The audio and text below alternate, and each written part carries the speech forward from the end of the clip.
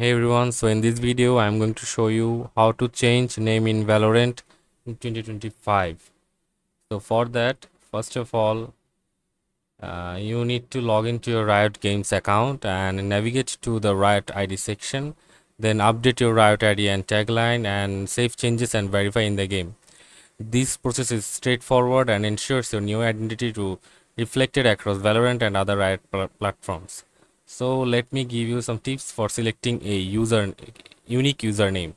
So make sure to keep it simple and avoid numbers and special characters, and make sure to reflect your play style, like choose a name that aligns with your persona or preferred agent, such as something bold for duelist mains or strategic for controllers. So you must check for availability. Use Riot's dashboard to ensure your desired name is unique.